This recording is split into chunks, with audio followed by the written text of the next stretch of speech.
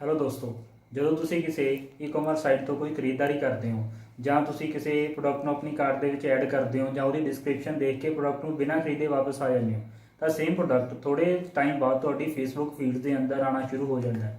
ਤੁਹਾਨੂੰ ਦੁਬਾਰਾ ਤੋਂ ਕੰਪਨੀ ਉਹੀ ਪ੍ਰੋਡਕਟ ਦਿਖਾਉਣ ਲੱਗਦੀ ਹੈ। ਇਹ ਕੰਪਨੀ ਕਿਵੇਂ ਕਰਦੀ ਹੈ? ਇਸ ਚੀਜ਼ ਨੂੰ ਅਸੀਂ ਕਹਿੰਦੇ ਹਾਂ ਰੀਮਾਰਕੀਟਿੰਗ, ਤੇ ਇਹ ਹੁੰਦੀ ਆ ਫੇਸਬੁੱਕ ਪਿਕਸਲ ਦੇ ਥਰੂ। ਅੱਜ ਦੀ ਵੀਡੀਓ 'ਚ ਅਸੀਂ ਇਸੇ ਫੇਸਬੁੱਕ ਪਿਕਸਲ ਬਾਰੇ ਜਾਣਾਂਗੇ। ਮੇਰਾ ਨਾਮ ਹੈ ਕਮਲਜੀਤ ਸਿੰਘ ਤੇ ਮੈਂ SEO ਤੇ ਡਿਜੀਟਲ ਮਾਰਕੀਟਿੰਗ ਪ੍ਰੋਫੈਸ਼ਨਲ ਹਾਂ। ਮੇਰੀਆਂ ਵੀਡੀਓਜ਼ ਨੂੰ ਲਗਾਤਾਰ ਦੇਖਣ ਲਈ ਚੈਨਲ ਨੂੰ ਸਬਸਕ੍ਰਾਈਬ ਕਰ ਲਓ ਤੇ ਨਾਲ ਜੁੜਿਆ ਘੰਟੀ ਦਾ ਬਟਨ ਜ਼ਰੂਰ ਦਬਾ ਦਿਓ ਤਾਂ ਕਿ ਤੁਹਾਨੂੰ ਮੇਰੀ ਆਉਣ ਵਾਲੀ ਵੀਡੀਓ ਬਾਰੇ ਲਗਾਤਾਰ ਨੋਟੀਫਿਕੇਸ਼ਨਸ ਮਿਲਦੀਆਂ ਰਹਿਣ। ਤੇ ਮੇਰੀ ਵੀਡੀਓ ਬਾਰੇ ਤੁਹਾਨੂੰ ਕੋਈ ਵੀ ਕੁਐਰੀ ਹੈ ਜਾਂ ਕੋਈ ਵੀ ਚੀਜ਼ ਸਮਝ ਨਹੀਂ ਆਉਂਦੀ, ਤੁਸੀਂ ਦੁਬਾਰਾ ਪੁੱਛਣਾ ਜਾਂ ਆਪਣਾ ਕੋਈ ਸੁਝਾਅ ਦੇਣਾ ਤਾਂ ਕਮੈਂਟ ਕਰਨਾ ਨਾ ਭੁੱਲਿਓ। ਸ਼ੁਰੂ ਕਰਦੇ ਹਾਂ ਫੇਸਬੁੱਕ ਪਿਕਸਲ।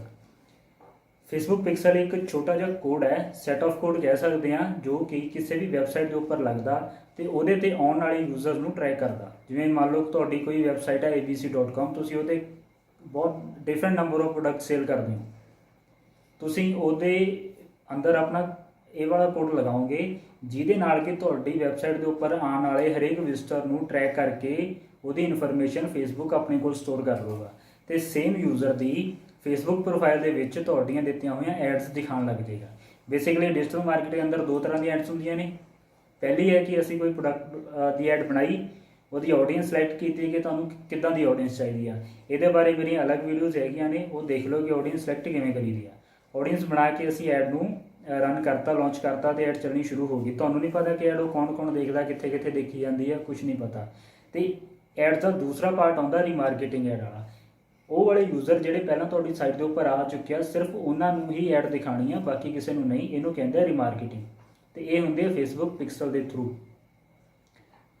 ਸਟਾਰਟ ਕਰਦੇ ਹਾਂ ਕਿ ਦੇਖੋ, ਜੇ ਪਿਛਲੇ ਡੇਟਾ ਦੀ ਗੱਲ ਕਰੀਏ, ਪਿਛਲੇ ਘੱਟੋ ਘੱਟ 3 ਸਾਲਾਂ ਦਾ ਡੇਟਾ ਐਨਾਲਾਈਜ਼ ਕਰੀਏ ਤਾਂ ਰੀਮਾਰਕੀਟਿੰਗ ਦੇ ਥਰੂ ਪ੍ਰੋਡਕਟ ਖਰੀਦਣ ਦੀ ਜਿਹੜੀ ਹੈਗੀ ਉਹ 60% ਤੱਕ ਵੱਧ ਜਾਂਦੀ ਆ।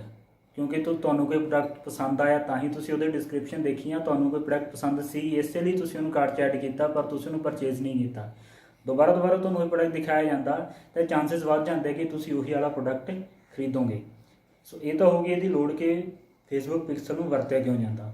ਹੁਣ ਅਸੀਂ ਇਹ ਦੇਖਦੇ ਹਾਂ ਕਿ ਫੇਸਬੁੱਕ ਪਿਕਸਲ ਅੰਦਰ ਕਿੰਨੇ ਤਰ੍ਹਾਂ ਦਾ ਹੁੰਦਾ ਤੇ ਕਿਵੇਂ ਕੰਮ ਕਰਦਾ। ਸਭ ਤੋਂ ਪਹਿਲਾਂ ਤਾਂ ਤੁਸੀਂ ਫੇਸਬੁੱਕ ਤੋਂ ਕੋਡ ਲਿਆ, ਆਪਣੀ ਸਾਈਟ ਦੇ ਉੱਪਰ ਲਗਾਤਾ। ਹੁਣ ਇੱਕ ਯੂਜ਼ਰ ਆ ਜਿਹਨੇ ਤੁਹਾਡੀ ਸਾਈਟ ਨੂੰ ਵਿਜ਼ਿਟ ਕੀਤਾ, ਜਦੋਂ ਪੇਜ ਬਰਾਊਜ਼ਰ ਦੇ ਅੰਦਰ ਲੋਡ ਹੋਇਆ ਉਸੇ ਟਾਈਮ ਉਹ ਵਾਲੇ ਫੇਸਬੁੱਕ ਪਿਕਸਲ ਜੋ ਨੀਚੇ ਕੋਡ ਲੱਗਿਆ ਉਹਨੇ ਇੱਕ ਕਹਿ ਸਕਦੇ ਹਾਂ ਫਾਇਰ ਹੋਣਾ ਜਾਂ ਇੱਕ ਵਾਰ ਟ੍ਰਿਗਰ ਹੋਣਾ ਤੇ ਤੁਹਾਡੀ ਜੋ ਇਨਫੋਰਮੇਸ਼ਨ ਆ, ਤੁਹਾਡੀ IP, ਤੁਹਾਡਾ ਨੇਮ ਜਾਂ ਕੋਈ ਵੀ ਜੋ ਵੀ ਉਹ ਟਰੈਕ ਕਰ ਸਕਦਾ, ਉਹਨੇ ਫੇਸਬੁੱਕ ਨੂੰ ਦੇ ਦੇਣੀ ਆ। ਫੇਸਬੁੱਕ ਉਹਦੇ ਨਾਲ ਮੈਚ ਕਰੂਗਾ ਕਿ ਤੁਹਾਡੀ ਫੇਸਬੁੱਕ ID ਕਿਹੜੀ ਆ, ਤਾਂ ਕਿ ਉਹਦੇ ਅੰਦਰ ਤੁਹਾਨੂੰ ਰੀਮਾਰਕੀਟਿੰਗ ਦੀਆਂ ਐਡਸ ਦਿਖਾਈਆਂ ਜਾ ਸਕਣ। ਉਸ ਤੋਂ ਬਾਅਦ ਕੀ ਆ, ਇਹ ਜਿਹੜਾ ਕੋਡ ਆ ਇਹ ਲੱਗਦਾ ਵੈਬਸਾਈਟ ਦੇ ਹਰ ਪੇਜ ਦੇ ਉੱਪਰ ਜਾਂ ਜਿੰਨਿਆਂ 'ਤੇ ਵੀ ਤੁਸੀਂ ਲਗਾਉਣਾ ਚਾਹੋ। ਦੋ ਤਰ੍ਹਾਂ ਦੇ ਕੋਡ ਹੁੰਦੇ ਆ, ਇੱਕ ਨੂੰ ਅਸੀਂ ਕਹਿੰਦੇ ਹਾਂ ਸਟੈਂਡਰਡ ਕੋਡ ਤੇ ਦੂਸਰਾ ਹੈ ਇਵੈਂਟ ਕੋਡ। ਸਟੈਂਡਰਡ ਕੋਡ ਕੀ ਆ, ਇੱਕੋ ਹੀ ਕੋਡ ਸਾਰੀਆਂ ਸਾਈਟ ਪੇਜਸ ਦੇ ਉੱਪਰ ਲਗਾਤਾ ਤੇ ਉਹ ਪੇਜਸ 'ਤੇ ਆਉਣ ਵਾਲੇ ਵਿਊਜ਼ ਦੀ ਜਿਹੜੀ ਇਨਫੋਰਮੇਸ਼ਨ ਆ ਉਹ ਫੇਸਬੁੱਕ ਨੂੰ ਸੈਂਡ ਕਰਦਾ। ਦੂਸਰੀ ਤਰ੍ਹਾਂ ਦਾ ਜਿਹੜਾ ਕੋਡ ਹੁੰਦਾ ਉਹਨੂੰ ਅਸੀਂ ਕਹਿੰਦੇ ਹਾਂ ਇਵੈਂਟ ਕੋਡ। ਉਹਦੇ ਅੰਦਰ ਕੀ ਹੁੰਦਾ ਕਿ ਪੂਰਾ ਪੇਜ ਨਹੀਂ ਟਰੈਕ ਕਰਦੇ, ਸਿਰਫ ਇੱਕ ਛੋਟਾ ਜਿਹਾ ਇਵੈਂਟ ਜਿਹਨੂੰ ਟਰੈਕ ਕਰਦੇ ਆ। ਉਹਦੇ ਅੰਦਰ ਕੀ ਹੋ ਸਕਦਾ, ਕੋਈ ਖਾਸ ਬਟਨ, ਲੌਗਇਨ ਦਾ form, registration, sales, add to cart, add to wish list, ਜਾਂ ਕਈ ਤਰ੍ਹਾਂ ਦੇ ਜਿੱਦਾਂ ਦਾ ਵੀ ਤੁਹਾਡਾ ਬਿਜ਼ਨਸ ਆ ਉਹਦੇ ਅਕੋਰਡਿੰਗ ਤੁਹਾਡੇ ਬਹੁਤ ਸਾਰੇ ਇਵੈਂਟਸ ਹੋ ਸਕਦੇ ਜਿਨ੍ਹਾਂ ਨੂੰ ਤੁਸੀਂ ਟਰੈਕ ਕਰਨਾ। ਉਸ ਸਪੈਸੀਫਿਕ ਇਵੈਂਟ ਨੂੰ ਟਰੈਕ ਕਰਦਾ ਹੈ ਕਿ ਕਿੰਨੇ ਲੋਕਾਂ ਨੇ ਪ੍ਰੋਡਕਟ ਨੂੰ ਕਾਰਟ ਦੇ ਵਿੱਚ ਐਡ ਕੀਤਾ, ਸਿਰਫ ਉਹਨਾਂ ਲੋਕਾਂ ਦੀ ਅਲੱਗ ਲਿਸਟ ਬਣਾਉਂਦੇ ਆ। ਸੋ ਨੈਕਸਟ ਗੱਲ ਕਰਦੇ ਹਾਂ ਕਿ ਇਹਨਾਂ ਦੋਨਾਂ ਚੀਜ਼ਾਂ ਨੂੰ ਯੂਜ਼ ਕਿਵੇਂ ਕੀਤਾ ਜਾਂਦਾ। ਦੋਨਾਂ ਤੋਂ ਬਾਅਦ ਫੇਸਬੁੱਕ ਟਰੈਕ ਕਰਨਾ ਸ਼ੁਰੂ ਕਰੂਗਾ, ਤੁਹਾਨੂੰ ਆਡੀਅנס ਦੀ ਇੱਕ ਲਿਸਟ ਬਣਾ ਕੇ ਦੇਊਗਾ।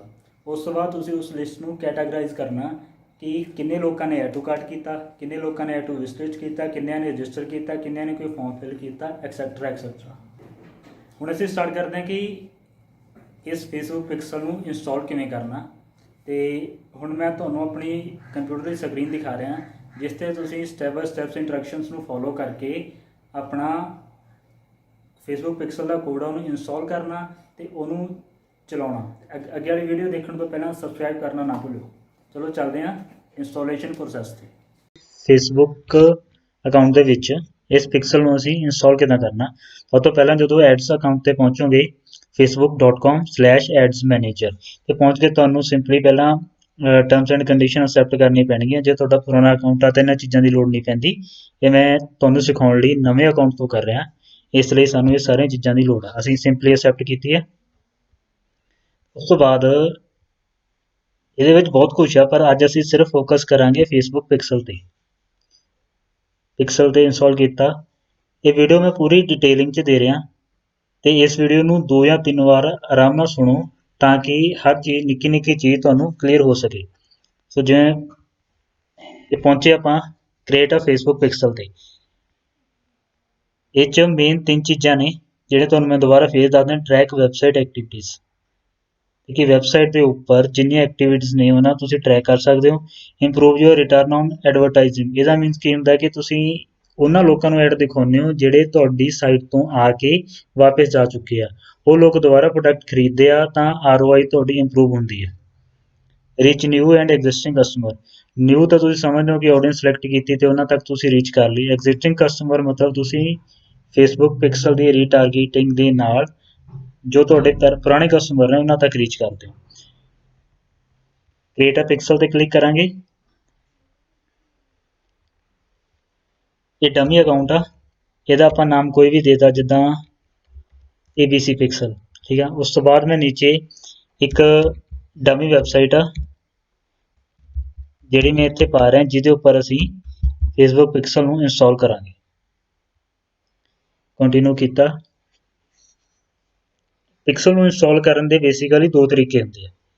ਪਹਿਲਾ ਹੁੰਦਾ ਕਿ ਪਾਰਟਨਰ ਇੰਟੀਗ੍ਰੇਸ਼ਨ ਦੇ ਨਾਲ ਤੁਸੀਂ ਕਿਸੇ ਥਰਡ ਪਾਰਟੀ ਸੋਰਸ ਤੋਂ ਵੈਬਸਾਈਟ ਬਣਾਈ ਆ, ਜਿੱਦਾਂ ਵਰਡਪ੍ਰੈਸ, ਸ਼ੋਪੀਫਾਈ ਜਾਂ ਕਿਸੇ ਅਦਰ ਤੋਂ, ਜਾਂ ਜਿਵੇਂ ਵਿਕਸ ਤੋਂ, ਤਾਂ ਤੁਸੀਂ ਉਹਨਾਂ ਦੇ ਜਿਵੇਂ ਵਰਡਪ੍ਰੈਸ ਦੇ ਉਹਨਾਂ ਦੇ ਆਪਣੇ ਪ੍ਰੋਗਰਾਮ ਹੁੰਦੇ ਆ, ਉਹਨਾਂ ਦੀ ਮਦਦ ਨਾਲ ਤੁਸੀਂ ਇੰਸਟਾਲ ਕਰ ਸਕਦੇ ਹੋ। ਇਹ 'ਚ ਤੁਹਾਨੂੰ ਕੋਡਿੰਗ ਦੀ ਲੋੜ ਨਹੀਂ ਪੈਂਦੀ। ਦੂਸਰਾ ਤਰੀਕਾ ਹੈ manually add pixel code to website. ਇਹ 'ਚ ਕੀ ਹੈ, ਤੁਹਾਨੂੰ ਆਪਣੀ ਵੈਬਸਾਈਟ ਦੇ ਜੋ ਕੋਡ ਆ ਉਹਦੇ ਅੰਦਰ ਮੈਨੂਅਲੀ ਫੇਸਬੁੱਕ ਪਿਕਸਲ ਦਾ ਕੋਡ ਐਡ ਕਰਨਾ ਪੈਂਦਾ। ਇਹਦੇ ਲਈ ਥੋੜ੍ਹੇ ਜਿਹੇ ਕੋਡਿੰਗ ਸਕਿੱਲਸ ਦੀ ਲੋੜ ਪੈਂਦੀ ਆ। ਤੇ ਤੀਸਰਾ ਇਹ ਕੀ ਆ, ਇਹ ਵੀ ਮੈਨੂਅਲੀ ਆ, ਬਟ ਇਹ 'ਚ ਸਿਰਫ ਇਹੀ ਹੈ ਕਿ ਤੁਸੀਂ ਆਪਣਾ ਕੋਈ ਡਿਵੈਲਪਰ ਆ ਜਦੋਂ ਤੁਸੀਂ ਆਪਣੀ ਵੈਬਸਾਈਟ ਬਣਵਾਈ ਆ, ਉਹਨੂੰ ਤੁਸੀਂ ਇਹ ਵਾਲਾ ਕੋਡ ਸੈਂਡ ਕਰ ਦੋਗੇ, ਉਹ ਵੀ ਮੈਨੂਅਲੀ ਹੀ ਐਡ ਕਰਕੇ ਦਊਗਾ। ਸੋ ਹੁਣ ਅਸੀਂ ਇਹਨੂੰ ਕਰਾਂਗੇ ਮੈਨੂਅਲੀ ਸਟਾਰਟ।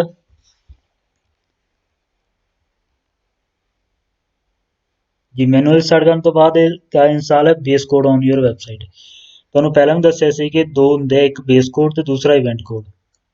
ਬੇਸ ਕੋਡ ਕੀ ਹੈ, ਪੂਰੀ ਵੈਬਸਾਈਟ ਦੇ ਹਰ ਪੇਜ ਨੂੰ ਟਰੈਕ ਕਰੂਗਾ, ਤੇ ਇਵੈਂਟ ਕੋਡ ਇੱਕ ਛੋਟੇ ਜਿਹੇ ਇਵੈਂਟ ਨੂੰ, ਬਟਨ ਨੂੰ ਜਾਂ ਕਿਸੇ ਸਪੈਸੀਫਿਕ ਟਾਸਕ ਨੂੰ ਰਿਕਾਰਡ ਕਰੂਗਾ। ਸਭ ਤੋਂ ਪਹਿਲਾਂ ਅਸੀਂ ਆਹ ਵਾਲਾ ਕੋਡ ਚੱਕਿਆ, ਇਹਨੂੰ ਇੱਥੋਂ ਸਿੰਪਲੀ ਕੋਡ ਨੂੰ ਅਸੀਂ ਕਲਿੱਕ ਕਰਕੇ ਕਾਪੀ ਕਰ ਲਿਆ। ਹੁਣ ਅਸੀਂ ਕੀ ਕਰਨਾ ਕਿ ਇਹ ਮੇਰੀ ਵੈਬਸਾਈਟ ਦਾ ਕੋਡ ਆ, ਇੱਥੇ ਆ ਕੇ ਸਿੰਪਲੀ ਇਸ ਨੂੰ ਪੇਸਟ ਕਰਾਂਗੇ ਤੇ ਫਾਈਲ ਨੂੰ ਅਪ ਕਰ ਦੇਵਾਂਗੇ ਜੀ।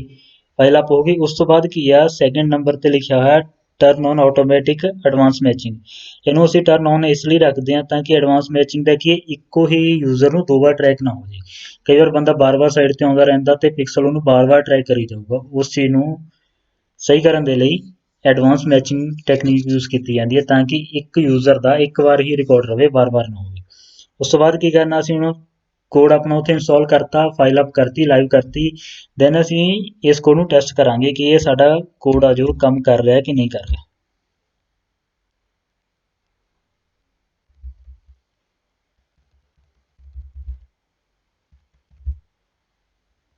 ਹੁਣ ਅਸੀਂ ਚੈੱਕ ਕਰਾਂਗੇ ਕਿ ਸਾਡਾ ਜੋ ਬੇਸ ਕੋਡ ਅਸੀਂ ਇੰਸਟਾਲ ਕੀਤਾ ਉਹ ਪ੍ਰੋਪਰਲੀ ਇੰਸਟਾਲ ਹੋਇਆ ਜਾਂ ਨਹੀਂ। ਉਹਦੇ ਲਈ ਅਸੀਂ ਟੈਸਟ ਟ੍ਰੈਫਿਕ ਸੈਂਡ ਕਰਕੇ ਦੇਖਾਂਗੇ। ਟੈਸਟ ਟ੍ਰੈਫਿਕ ਗਿਆ, ਚੈੱਕ ਹੋ ਰਿਹਾ ਵਾ।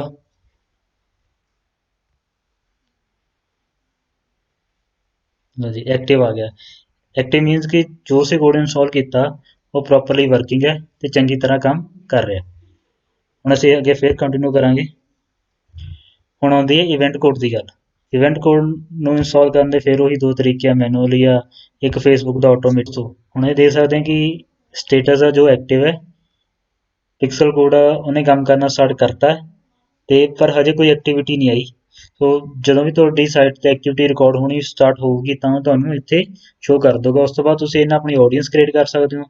ਕਸਟਮ ਕਨਵਰਜ਼ਨ ਕੋਈ ਟਰੈਕ ਕਰਨੀ ਹੈ, ਜਿੱਦਾਂ ਰਜਿਸਟਰ ਟਰੈਕ ਕਰਨਾ, ਜਾਂ ਤੁਸੀਂ ਇਹ ਟਰੈਕ ਕਰਨਾ ਕਿ ਕਿਸੇ ਖਾਸ ਐਡ ਤੋਂ ਆ ਕੇ ਕਿੰਨੇ ਲੋਕਾਂ ਨੇ ਰਜਿਸਟਰ ਕੀਤਾ, ਤਾਂ ਉਹ ਤੁਸੀਂ ਇੱਥੇ ਟਰੈਕ ਕਰ ਸਕਦੇ ਹੋ। ਸੇਮ ਪਰਚੇਜ਼ ਵੀ ਕਰ ਸਕਦੇ ਹੋ ਕਿ ਮਤਲਬ ਤੁਸੀਂ ਕੋਈ ਐਡ ਲਾਂਚ ਕੀਤੀ ABC ਐਡ, ਉਸ ABC ਐਡ ਤੋਂ ਕਿੰਨੇ ਲੋਕਾਂ ਨੇ ਆ ਕੇ ਪਰਚੇਜ਼ ਕੀਤਾ, ਉਹ ਤੁਸੀਂ ਇਹਨਾਂ ਚੀਜ਼ਾਂ ਨਾਲ ਐਡ ਕਰ ਸਕਦੇ ਹੋ। ਉਸ ਤੋਂ ਬਾਅਦ ਸੈਟਅਪ ਦੇ ਵਿੱਚ ਉਹੀ ਹੈ, ਪਿਕਸਲ ਇੰਸਟਾਲ ਕਰ ਸਕਦੇ ਹੋ ਜਾਂ ਇਵੈਂਟਸ, ਦੋਨੋਂ ਚੀਜ਼ਾਂ। ਹਾਂਜੀ, ਇਹ ਸੀ ਸਾਰਾ ਕੁਝ ਫੇਸਬੁੱਕ ਪਿਕਸਲ ਦੀ ਇੰਸਟਾਲੇਸ਼ਨ ਬਾਰੇ। ਅੱਜ ਅਸੀਂ ਇਹਨੂੰ ਇੰਸਟਾਲ ਕਰਤਾ ਤੇ ਅਗਲੇ ਕੁਝ ਦਿਨ ਤੱਕ ਇਹ ਡੇਟਾ ਕਲੈਕਟ ਕਰਨਾ ਸਟਾਰਟ ਕਰੂਗਾ ਕਿ ਕਿੰਨੇ ਲੋਕ ਵੈਬਸਾਈਟ ਤੇ ਆਏ, ਤੇ ਉਸ ਡੇਟਾ ਨੂੰ ਯੂਜ਼ ਕਰਕੇ ਅਸੀਂ ਨੈਕਸਟ ਵੀਡੀਓਜ਼ ਦੇ ਵਿੱਚ ਇੱਕ ਰੀਮਾਰਕੀਟਿੰਗ ਦੀ ਐਡ ਤਿਆਰ ਕਰਾਂਗੇ। ਪੂਰਾ ਪ੍ਰੋਸੀਜਰ ਦੱਸਾਂਗੇ ਕਿ ਐਡ ਕਿੱਦਾਂ ਤਿਆਰ ਹੁੰਦੀ ਹੈ, ਟਾਰਗੇਟਿੰਗ ਕਿਵੇਂ ਕਰਨੀ ਹੈ, ਤੇ ਲੋਕਾਂ ਨੂੰ ਐਕਸ਼ਨ ਕਿੱਦਾਂ ਪਰਫਾਰਮ ਕਰਾਉਣਾ, ਕਿੱਦਾਂ ਵੈਬਸਾਈਟ ਤੇ ਲੈ ਕੇ ਆਉਣਾ, ਕਿੱਦਾਂ ਇੱਕ ਕਨਵਰਜ਼ਨ ਗੈਦਰ ਕਰਨੀ ਹੈ। ਸੋ ਇਸ ਵੀਡੀਓ ਬਾਰੇ ਜੇ ਕੋਈ ਤੁਹਾਡੇ ਕਨਫਿਊਜ਼ਨਸ ਆ ਤਾਂ ਨੀਚੇ ਕਮੈਂਟ ਕਰ ਦਿਓ। ਕੁਝ ਐਡ ਆਨ ਕਰਨਾ ਚਾਹੁੰਦੇ ਹੋ ਤਾਂ ਉਹ ਵੀ ਨੀਚੇ ਕਮੈਂਟ ਕਰ ਦਿਓ, ਜਿੰਨੀ ਜਲਦੀ ਹੋ ਸਕੇ ਆਨਸਰ ਦੇਵਾਂਗੇ। ਤੇ ਚੈਨਲ ਨੂੰ ਸਬਸਕ੍ਰਾਈਬ ਕਰਨਾ ਨਾ ਭੁੱਲਿਓ, ਨਾਲ ਘੰਟੇ ਵਾਲਾ ਬਟਨ ਜ਼ਰੂਰ ਦਬਾ ਦਿਓ ਤਾਂ ਕਿ ਤੁਹਾਨੂੰ ਅਪਡੇਸ਼ਨਸ ਮਿਲਦੀਆਂ ਰਹਿਣ। Thank you.